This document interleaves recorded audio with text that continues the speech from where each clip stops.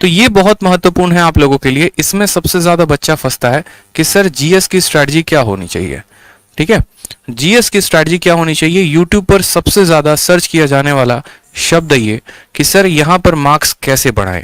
जैसे आप मैथ में 50 में 50 लेकर आ गए, इंग्लिश में 50 में 50 लेकर आ गए, रीजनिंग में 50 में 50 लेकर आ गए, ठीक है, मैं भी उतना लेकर आ सकता हूं 50 50 50, लेकिन अगर मेरे जीएस में ही 10 नंबर आ गए तो मैं सिर्फ 160 पे ही रह जाऊंगा। ठीक है, तो सर जीएस में हम जो है स्कोर कैसे करें, यहां पर इस बात को बताइए कि जीएस के लिए हमारी स्ट्रेटजी क्या होनी चाहिए। बहुत ज्यादा बच्चों का डिमांड रहता है, पिछली वीडियो में बच्चों ने बहुत कमेंट किया। ठीक है, तो इस बारे में हम समझते हैं कि जीएस की स्ट्रेटजी क्या होगी। देखो, आपको जीएस को अपने पेपर के लिए 3 पार्ट्स में तोड़ना है, आप समझेंगे यहाँ पे, और 3 पार्ट से आपके सवाल पूछे जाते हैं। सबसे पहला जो पार्ट होता है ना, वो होता है मेरे भाई यहाँ पर सिलेबस। सिलेबस का मतलब क्या हो गया, सिलेबस का मतलब यहाँ पर आपके सब्जेक्ट हो गए। जैसे अगर हम बात करें तो फिजिक्स हो गया, केमिस्ट्री हो गया, आपको बायो हो गया, ठीक है, पॉलिटी हो गया, हिस्ट्री हो गया, ज्योग्राफी हो गया, आपका इकोनॉमिक्स हो गया, और इसके अलावा यहां पर आपका थोड़ा बहुत इन्वायरमेंटल हो गया। नेक्स्ट बात करते हैं यहां पर, तो ये हो जाता है आपका स्टैटिक का पोर्शन। ये जो स्टैटिक का पोर्शंस होते हैं, जैसे आप कह सकते हैं इसमें कि सर कंट्री एंड कैपिटल है, ठीक है, फिर उसके बाद यहां पर करेंसी जैसे शब्द हो गए, फिर उसके बाद यहां पर जैसे डांस वाले शब्द हो गए, जितने के जितने, फोक डांस, ये डांस, वो डांस। इसके अलावा जितने भी स्टैटिक के पोर्शंस हो गए, प्रथम पुरुष, प्रथम महिला, यहाँ के राष्ट्रपति कौन है, यहाँ के ये कौन है, ये फलाना ठिकाना, जितनी बातें होती हैं। और तीसरा जो होता है वो होता है हमारा करंट अफेयर। ठीक है, ये जो जीके होता है ना, ये हमारा 3 पार्ट्स में ब्रेक होता है करंट अफेयर्स में। जैसे कि मैंने कहा आपको, पहला पार्ट सिलेबस, दूसरा पार्ट स्टैटिक, तीसरा पार्ट करंट अफेयर। और हमें एक ऐसी रणनीति बनानी होगी जिनसे हम तीनों पार्ट को क्रैक कर पाए बड़े अच्छे तरीके से, क्योंकि पेपर में सवाल यहां से भी आते हैं, यहां से भी आते हैं, यहां से भी आते हैं। अगर हम इनके ब्रेकआउट की बात करें तो करंट अफेयर्स में हमारे कितने सवाल होते हैं, करंट अफेयर्स में हमारे 4 से 5 सवाल होते हैं। ठीक है, स्टैटिक से हमारे कितने सवाल होते हैं, तो 4 से 5 सवाल होते हैं। अगर हम इनका वेटेज 10 सवालों का मान ले तो पूरी की पूरी सिलेबस से हमारा 15 सवाल आता है। और हमें जो है एक ऐसी रणनीति बनानी पड़ेगी। देखो भाई, जिन्होंने वीडियो को अभी तक लाइक नहीं किया है वो लाइक कर दें, और जिन्होंने वीडियो को शेयर नहीं किया वो शेयर कर दें। अगर मैं इतनी वैल्यूएबल बात आप लोगों से शेयर कर रहा हूं आप लोगों के स्कोर को बढ़ाने के लिए, तो ये आप लोगों का भी फर्ज बनता है कि आप भी इस वीडियो को ज्यादा से ज्यादा लोगों तक शेयर करो। ठीक है, अगर मैंने यहाँ पर जो है एक जहद उठाई है कि आप लोगों के स्कोर को बढ़ाऊं, मैं आप लोगों की सहायता करूं, मैं आप लोगों को जो है स्ट्रैटेजी ढंग की बताऊं, तो उसी तरीके से आप लोगों का भी ये फर्ज बनता है कि आप वीडियो को ज्यादा से ज्यादा लोगों तक पहुंचाओ। ठीक है, तो ज्यादा से ज्यादा लोगों तक शेयर करो आप। तो ये हमारा एक सिलेबस हो गया, और दूसरा हो गया हमारा ये स्टैटिक का पोर्शन, और तीसरा हो गया हमारा करंट अफेयर का पोर्शन। ठीक है, ये सभी पॉइंट्स पर अगर जो स्टूडेंट काम कर लेगा उसका जीएस में जो स्ट्रैटेजी है, जीएस में जो स्कोर है, वो हमारा 35 प्लस आना शुरू हो जाएगा। और 30 और 35 प्लस एक बहुत ही बढ़िया स्कोर माना जाता है आपके जीएस में। अगर इतना आप स्कोर करते हैं तो आपका बहुत अच्छा रिजल्ट आएगा। लेकिन इस बढ़िया रिजल्ट के लिए हमें क्या करना पड़ेगा, किस तरीके की प्लानिंग करनी पड़ेगी, किस तरीके की जो है हमें ब्रेकआउट रखना पड़ेगा। तो जैसा कि मैंने आपको सबसे पहले बताया, तो यहां पर समझते हैं, सबसे पहले यहां से शुरुआत करते हैं। ठीक है, सबसे पहला पॉइंट आप पकड़िए यहाँ पे सब्जेक्ट में। इस सब्जेक्ट में अगर आपको देखना है ना, तो आप देखना यहाँ फिजिक्स से ज्यादा क्वेश्चन नहीं आते, बायोलॉजी केमिस्ट्री से ज्यादा नहीं आते, सबसे ज्यादा बायो से आते हैं, फिर पॉलिटी से, हिस्ट्री से और ज्योग्राफी से। ये आपके जो है ना, ये 4 सब्जेक्ट जो है ये बहुत इंपॉर्टेंट है इन 7 सब्जेक्ट्स में। इसको जो है आप प्रॉपर तरीके से अगर रिवाइज कर लेते हैं, प्रॉपर तरीके से आप एक एक पॉइंट पढ़ लेते हैं, तो आपको परेशानी नहीं होगी। फिर बच्चा बोलेगा कि सर इसको पढ़े तो कहाँ से पढ़े। ठीक है, क्या कोई किताब को रेफर करें, क्या कोई यूट्यूब चैनल को रेफर करें, कैसे पढ़ें। तो देखो, हमारे चैनल पर ऑलरेडी क्लासेस चल रही है, आप उससे रेफरेंस ले सकते हैं।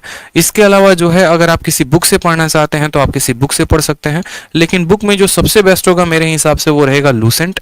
अगर आप लूसेंट पढ़ते हैं, ठीक है, या हिंदी वाले स्टूडेंट अगर आप घटना चक्र पढ़ते हैं, तो आप वहां से भी सवालों को बढ़िया तरीके से कंसेप्ट को समझ सकते हैं। कभी भी जीएस को पढ़ने की जो स्ट्रैटेजी होती है वो इस तरीके से होती है कि पहले आप सब्जेक्टिव को पढ़िए और फिर उसके बाद आप उसके ऑब्जेक्टिव को लगाइए। जैसे मानिए कि सबसे पहले आपने दिल्ली सल्तनत पढ़ा, तो आप दिल्ली सल्तनत को पढ़ लीजिए, और उसके बाद दिल्ली सल्तनत पर आधारित जितने भी प्रश्न आपके लूसेंट के ऑब्जेक्टिव में हैं, पहले आप उसको लगाइए।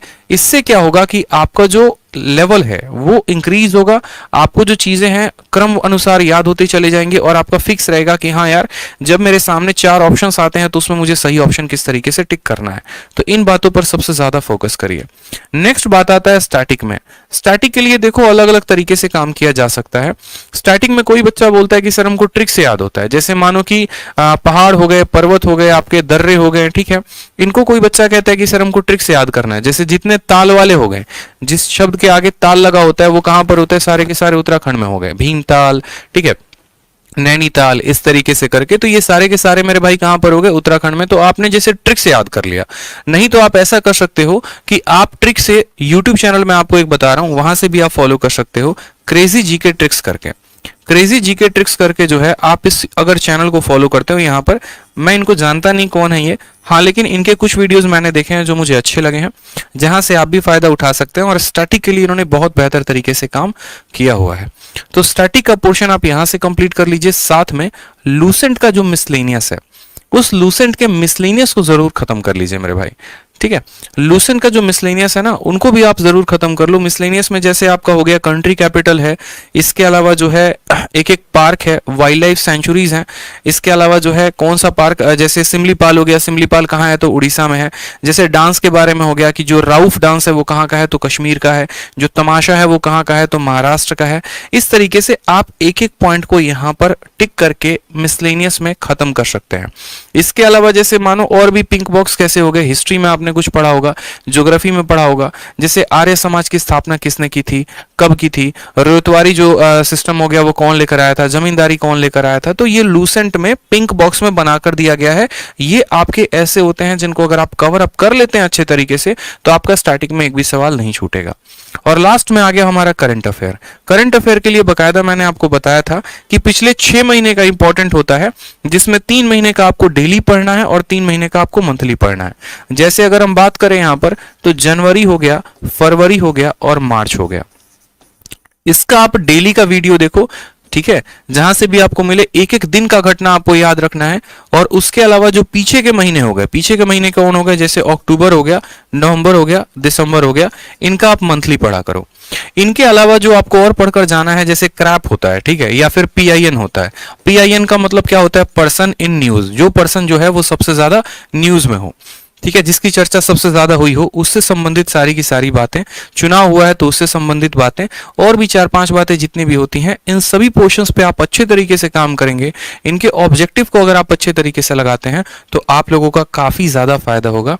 इस बात को ध्यान रखिए, ठीक है। तो एक प्रॉपर हमारी स्ट्रैटेजी होनी चाहिए आने वाले हमारे सीजीएल को और सीएचएसएल को क्लियर करने के लिए, क्योंकि मेरे भाई मौका एक ही है, और इसी एक मौके में जिसने हथौड़ा मार दिया, समझो गेमर वही है, नहीं तो बैठकर पछताना पड़ेगा। और फिर वही बात हो जाएगी, बाद पछताए क्या हुआ जब चिड़िया चुग गई खेत, ठीक है। तो ध्यान रखिए, इस तरीके से आप पूरा बढ़िया से एक स्ट्रेटजी बनाइए, और साथ में जरूर बताइए मुझे कि आप लोगों को जो है और किन किन चीजों में मेरी आवश्यकता पड़ेगी, कैसे आप और मेरी हेल्प चाहते हैं, ठीक है। और बढ़िया तरीके से इस पॉइंट को याद रखिए। धीरे धीरे हम आपको और स्ट्रेटजी बताते रहेंगे। और यहाँ पर जो सब्जेक्ट वाले पोर्शन है ना, इनमें हमेशा काम करना, एक तरफ सब्जेक्टिव पढ़ते जाना, दूसरी तरफ ऑब्जेक्टिव लगाते जाना। ऐसा नहीं करोगे तो एक तरफ पढ़ोगे, दूसरी तरफ भूलोगे, और ये बड़ा खत्म कहानी हो जाएगा।